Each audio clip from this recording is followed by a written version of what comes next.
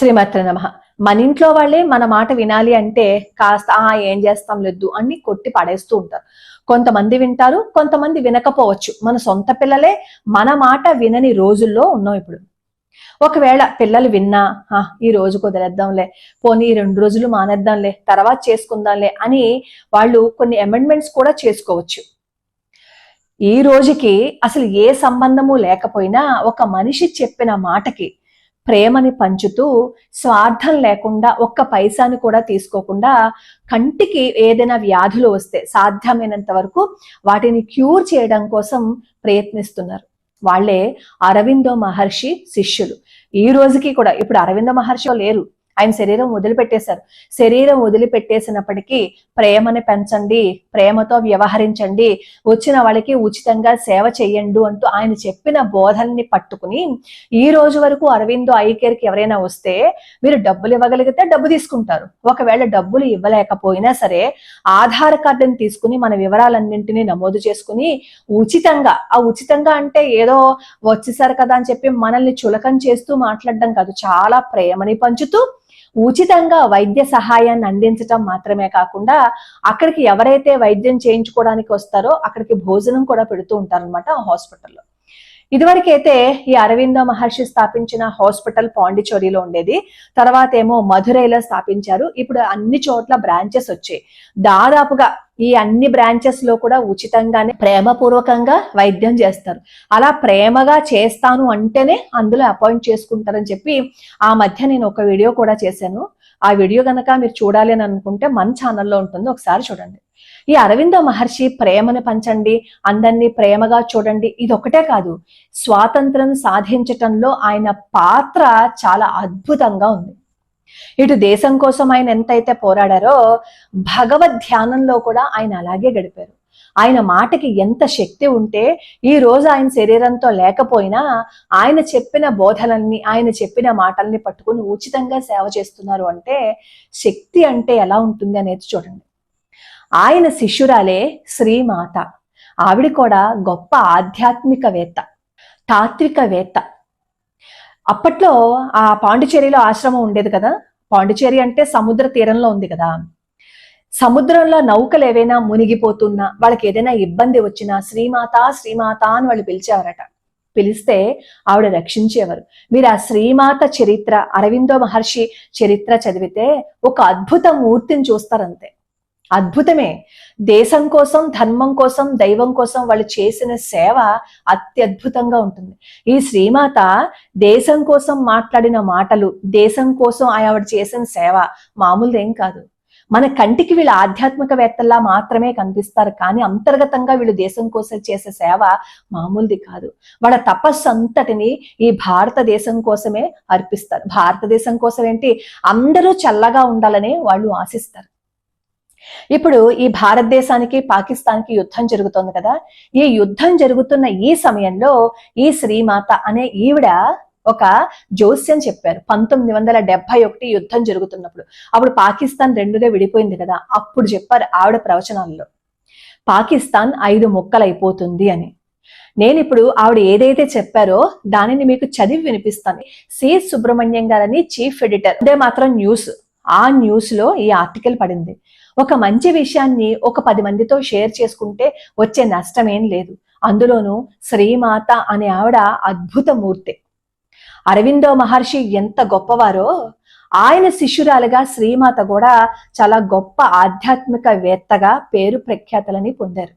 ఒకసారి ఆవిడ ఏం చెప్పారో అది నేను చదివి వినిపిస్తాను, ఒకసారి చూడండి.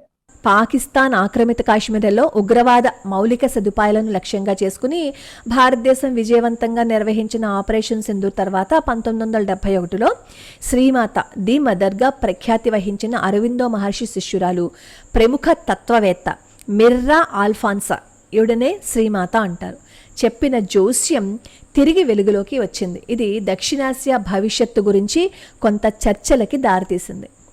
అమ్మ పాకిస్తాన్ 5 భాగాలుగా విచ్ఛిన్నమవుతుందని 1971లోనే అంచనా వేశారు. చివరికి భారతదేశంలో సమాఖ్యలో వాటి ఏకీకరణను అమ్మ ఊహించారు. భారతదేశం నిర్ణయాత్మక సైనిక చర్య వెలుగులో మునిగిపోతుండగా 5 శతాబ్దాల క్రితం ఆమె మాటలు ఈ ప్రాంతపు అభివృద్ధి చెందుతున్న గతిశీలతను వీక్షించడానికి ఒక అంతర్దృష్టిని అందిస్తున్నాయి. అమ్మ డిసెంబర్ 1971లో భారత్ పాకిస్తాన్ యుద్ధ సమయంలో ఇచ్చిన ప్రవచనం ఉపఖండపు నాటకీయ పునర్నిర్మాణాన్ని ముందే ఊహించి పాకిస్తాన్ అదృశ్యం అనివార్యం, ఇది ఇప్పటికే జరిగుండొచ్చు, కానీ మానవ అజ్ఞానం దానిని మందగింపజేసింది అని ఆమె అప్పట్లో ప్రకటించారు. సైనిక ఘర్షణ ద్వారా కాకుండా సహజ విచ్ఛిన్న ప్రక్రియ ద్వారా పాకిస్తాన్ 5 భాగాలుగా విడిపోయి భారతదేశంలో కలుస్తుందని ఆమె ఊహించారు. ఇది యుద్ధం ద్వారా జరగదు, పాకిస్తాన్లోని వివిధ ప్రాంతాలు విడిపోవాలని డిమాండ్ చేస్తాయి. విడిపోవడం ద్వారా వారు భారతదేశంలో చేరి ఒక రకమైన సమాఖ్యను ఏర్పరుస్తారు అని ఆమె తన దార్శనికతకు దైవిక సంకల్పాన్ని ఆపాదిస్తూ పేర్కొన్నారు. భారతదేశం ఇటీవల మే 7, 2025ను ప్రారంభించిన ఆపరేషన్ సింధూర్ అనే సంకేతనామం కలిగిన సైనిక చర్య తర్వాత ఈ ప్రవచనం కొత్త ఔచిత్యాన్ని పొందింది. 1971లో అమ్మ ఇచ్చిన ప్రవచనం బంగ్లాదేశ్ సృష్టికి దారితీసింది.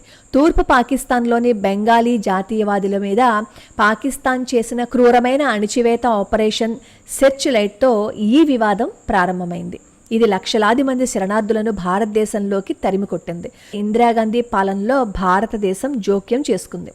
డిసెంబర్ 16, 1971న పాకిస్తాన్ లొంగిపోవటం బంగ్లాదేశ్ స్వాతంత్రంతో ముగిసింది. యుద్ధం సమయంలో ఇందిరాగాంధీకి సలహా ఇచ్చిన అమ్మ పశ్చిమ పాకిస్తాన్ని మరింత ముక్కలు చేయాలని కోరినట్లు తెలుస్తోంది. కానీ అమెరికా అధ్యక్షుడు రిచర్డ్ నిక్సన్ యుఎస్ఎస్ ఎంటర్ప్రైజెస్ను బంగాళాఖాతంలో మోహరించడం ద్వారా అంతర్జాతీయ ఒత్తిడి కాల్పుల విరమణకు దారితీసింది. ఈ ఉధృతమైన వాతావరణంలో ధ్యాన పరివర్తనలోకి ప్రవేశించిన తర్వాత తన అంతర్దృష్టిని అమ్మ పంచుకున్నారు. నేను దీనిని ఒక ద్యోతకం వలె చూస్తున్నాను, ఇది దైవిక సంకల్పం అని ఆమె శ్రీ అరవిందో ఆశ్రమంలోని తన అనుచరులతో చెప్పారు. బంగ్లాదేశ్ ఆవిర్భావం ఆమె ప్రవచనంలో కొంత భాగాన్ని ధృవీకరించింది. పాకిస్తాన్ మొదటి పెద్ద ప్రాదేశిక నష్టాన్ని సూచిస్తుంది. పాకిస్తాన్ ప్రస్తుత ప్రాంతాలైన పంజాబ్, సింధ్, బలూచిస్తాన్, ఖైబర్ పఖ్తూన్ఖ్వా, గిల్గిట్ బాల్టిస్తాన్ అది ఆక్రమిత కాశ్మీర్లకు అనుగుణంగా ఉండే 5 భాగాలుగా మరింత విచ్ఛిన్నమవుతుందని ఆమె అంచనా ఇంకా పూర్తిగా కార్యరూపం దాల్చలేదు. కానీ ఆమె అనుచరులు ఇది జరుగుతుందని ప్రగాఢంగా విశ్వసిస్తున్నారు. ఆపరేషన్ సింధూర్ పాకిస్తాన్ అంతర్గత లోపాలను వెలుగులోకి తెచ్చింది. పాకిస్తాన్ విచ్ఛిన్నం గురించిన అమ్మ దృక్పథంతో సమలేఖనం చేయబడింది. పాకిస్తాన్లోని అతిపెద్ద ప్రావిన్స్ అయిన బలూచిస్తాన్ చాలా కాలంగా వేర్పాటువాద కార్యకలాపాలకి కేంద్రంగా ఉంది. బలూచ్ లిబరేషన్ ఆర్మీ పాకిస్తాన్ దళాల మీద చైనా పాకిస్తాన్ ఆర్థిక కారిడార్తో ముడిపడి ఉన్న చైనా ప్రాజెక్టుల మీద దాడులను తీవ్రతరం చేస్తోంది. వనరుల దోపిడీ, అణచివేతకు వ్యతిరేకంగా బలూచ్ జాతీయవాదులు స్వాతంత్రం కోసం తమ పిలుపులను పునరుద్ధరించారు. సింధ్, ఖైబర్లలో ఇలాంటి భావాలు పెళ్లుబుకుతున్నాయి. ఇక్కడ జాతీయవాద ఉద్యమాలు పంజాబీ ఆధిపత్య కేంద్ర ప్రభుత్వాన్ని ఖండిస్తున్నాయి. ఆపరేషన్ సింధూర్ అమ్మ అంచనా వేసిన పాకిస్తాన్ విచ్ఛిన్నతను వేగవంతం చేసే సామర్థ్యాన్ని కలిగి ఉందని రక్షణ రంగ నిపుణులు భావిస్తున్నారు.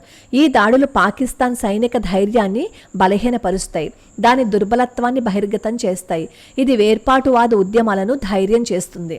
2012 గాలప్ సర్వేలో బలూచిస్తాన్లోని బలూచులలో 37%, పష్తున్లలో 12% మాత్రమే పూర్తి స్వాతంత్రానికి మద్దతు ఇచ్చారని, ఎక్కువ మంది స్వయం ప్రతిపత్తిని ఇష్టపడుతున్నారని సూచించినప్పటికీ ప్రస్తుత అశాంతి మార్పు కోసం పెరుగుతున్న కోరికను సూచిస్తుంది. అమ్మ జోస్యాన్ని నమ్మేవారికి ఈ పరిణామాలు ఆమె ఊహించిన అహింసా విచ్ఛిన్నం ప్రారంభాన్ని సూచిస్తున్నాయి. ఇది బాహ్యశక్తి ద్వారా కాకుండా అంతర్గత డిమాండ్ల ద్వారా నడపబడుతుంది. భారతదేశంతో సమాఖ్య, ఉమ్మడి ఆర్థిక సాంస్కృతిక సంబంధాలతో కూడిన దేశాల యూనియన్ గురించి అమ్మ దార్శనికతను ఆమె అనుచరులు అనివార్య ఫలితంగా చూస్తారు. ఆమె గత ప్రవచనాల ఖచ్చితత్వాన్ని బట్టి ఈ భావనకు చారిత్రక మూలాలు ఉన్నాయి. 1972లో పాకిస్తాన్ అప్పటి అధ్యక్షుడు జుల్ఫికర్ అలీ భుట్టో సార్వభౌమత్వాన్ని కాపాడుకుంటూ శాంతికి మార్గంగా భారతదేశంతో సమాఖ్య గురించి చర్చించారు. ఆధునిక ప్రతిపాదకులు అటువంటి ఏర్పాటు 2 దేశాల ఉమ్మడి చరిత్రను పెంచడం ద్వారా క్రమబద్ధీకరించిన వాణిజ్యము, సాంస్కృతిక మార్పిడులు వంటి ఆర్థిక ప్రయోజనాలను అన్లాక్ చేయగలదని వాదిస్తున్నారు. ఆర్ఎస్ఎస్ పూర్వ సర్ సంఘచాలక్ బాలాసాహెబ్ దేవరస్ సైతం 1980వ దశకంలో అఖండ భారత్ ఇప్పుడు సాధ్యం కాకపోయినా దక్షిణాసియా దేశంలో ఒక సమాఖ్యగా ఏర్పడి సామరస్యంతో పరస్పరము సహకరించుకోవాలని సూచించటం ఈ సందర్భంగా గమనార్హం. ఆపరేషన్ సింధూర్ ద్వారా ప్రస్తుత ఉద్రిక్తతలు తీవ్రతరం అయినప్పటికీ అమ్మ జోస్యం సయోధ్య కోసం ఒక చట్టాన్ని అందిస్తుంది. సింధు నది ఒప్పందాన్ని రద్దు చేయాలని భారత్ నిర్ణయించడంతో నదీ వాటాల వివాదం ప్రాంతీయ ఉద్రిక్తతలను పెంచే విధంగా ఉన్నప్పటికీ ఆమె దార్శనికత ఐక్యతకు అహింసా మార్గాన్ని నొక్కి చెప్తోంది. అమ్మ ప్రవచనం సంఘర్షణ గురించి కాదు, సహజంగా కలిసి రావడం గురించి అని ఆరోవిల్లేలోని ఒక భక్తుడు చెప్పాడు. పాకిస్తాన్ ప్రాంతాలు తమంత తాముగా విడిపోవాలని కోరుకుంటాయి. అలా చేయడం ద్వారా వారు భారతదేశంతో కొత్త ఐక్యతని కనుగొంటారు అని పేర్కొన్నారు. విశ్వాసులకు పంజాబీ, సింధీ వంటి ఉమ్మడి భాషలలో స్పష్టంగా కనిపించే రెండు దేశాల మధ్య సాంస్కృతిక భాషా సంబంధాలు, పరస్పరము చారిత్రకంగా వివాహాలు జరుపుకోవటం అటువంటి సమాఖ్య సాధ్యాసాధ్యానికి మద్దతునిస్తాయి. అరబిందో ఆశ్రమంతో లోతుగా అనుబంధం కలిగిన దక్షిణాసియా ఆర్థిక దార్శనికులు డాక్టర్ నాగేశ్వర్ ఇలా చెప్పారు. అమ్మ అంచనా వేసినట్లు పాకిస్తాన్ విచ్ఛిన్నం సమాఖ్యకు మార్గం సుగమం చేస్తుంది. బలూచిస్తాన్ వంటి ప్రాంతాలు స్వయం ప్రతిపత్తిని పొందినట్లయితే, ముఖ్యంగా భారతదేశ ఆర్థిక వృద్ధి, ప్రాంతీయ ప్రభావాన్ని దృష్టిలో ఉంచుకుని వారు భారతదేశంతో పొత్తు పెట్టుకోవటం ద్వారా ఎక్కువ స్థిరత్వము, శ్రేయస్సును చూడొచ్చు. ముఖ్యంగా కాశ్మీర్పై లోతుగా పాతుకుపోయిన అపనమ్మకము, మతపరమైన విభేదాలు వంటి సవాళ్లు మిగిలి ఉన్నప్పటికీ అమ్మ అనుచరులు ఆమె దైవిక దూరదృష్టిని గెలుస్తుందని, ప్రస్తుత భౌగోళిక రాజకీయ పరిమితులను అధిగమించే విధంగా ఉపఖండాన్ని మారుస్తుందని నమ్మకంగా ఉన్నారు. అమ్మ అనుచరులకు ఆమె జోస్యం భౌగోళిక రాజకీయ సూచన కంటే ఎక్కువ. ఇది ఏకీకృత దక్షిణాసియా కోసం ఒక దైవిక బ్లూ ప్రింట్.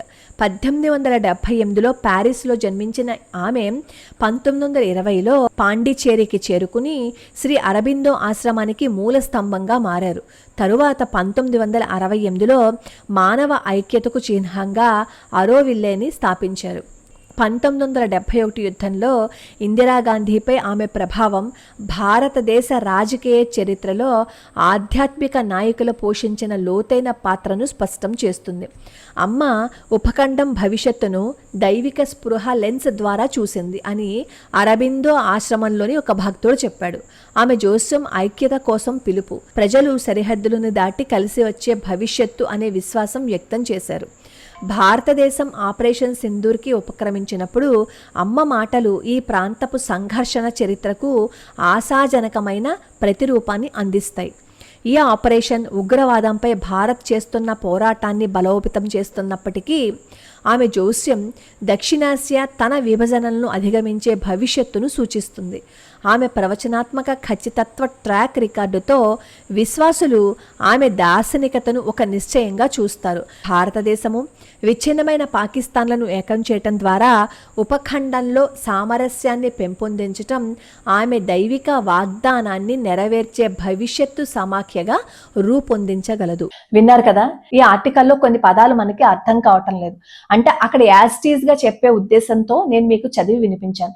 ఇందులో ఆవిడ ఏం చెప్తున్నారు అంటే, పాకిస్తాన్ 5గా విడిపోతుంది, కాకపోతే ఈ యుద్ధాలతో కాదు, సహజంగా వాళ్ళల్లో వాళ్ళకే గొడవలు వచ్చి అంతర్గత యుద్ధం మొదలవుతుంది, అప్పుడు వాళ్ళే విడిపోవాలనుకుంటారు అని అన్నారు. ఇది నిజమే అనిపిస్తుంది. ఎందుకంటే నిన్నో మొన్నో నేను ఒక వీడియోలో కూడా చెప్పాను, అక్కడ పాకిస్తాన్ వాళ్ళు కూడా భారతీయ సైనికులు వస్తే బాగుండు అని అనుకుంటున్నారని. అలాగే ఇప్పుడు మనం చూస్తున్నాం కదా, బెలూచిస్తాను మాకు స్వతంత్ర దేశం కావాలని చెప్పి పోరాడుతోంది. ఇప్పుడు ఇవన్నీ చూస్తుంటే అనిపిస్తోంది, ఏదో ఒక రోజుకి మన నుంచి బలవంతంగా విడదీసిన ఈ పాకిస్తాను తిరిగి అఖండ భారతదేశంలో కలిసిపోతుంది, అఖండ భారతదేశం అవుతుంది. అప్పుడు భరతమాత శిరస్సు దగ్గర తల వంచి నమస్కరించి మన సైనికులకి సెల్యూట్ కొట్టి ఇదంతా సాధ్యం చేసుకోవడానికి కారణమైన నరేంద్ర మోడీ గారికి నమస్కారం చేయకుండా ఉండగలుగుతామా చెప్పండి? ఈ దేశాన్ని అత్యద్భుతంగా తీర్చిదిద్దాలని తపన పడే ఆ మహానుభావుడికి సపోర్ట్ చేయండి. ఆయనకి భగవంతుడి ఆశీస్సులు ఉండాలని, ఇంకా మన దేశాన్ని కొన్ని సంవత్సరాల పాటు ఆయన అధినేతగా ఉండి పరిపాలించాలని మనస్ఫూర్తిగా కోరుకుంటున్నాను. ఈ ఆర్టికల్లో ఉన్న విషయాలన్నీ నిజం అవ్వాలని మనం కోరుకుందాం. ఒక మంచి విషయాన్ని పాజిటివ్ వేలో ఆలోచించడంలో తప్పులేదు కదా, అందుకే నేను ఈ వీడియో చేశాను.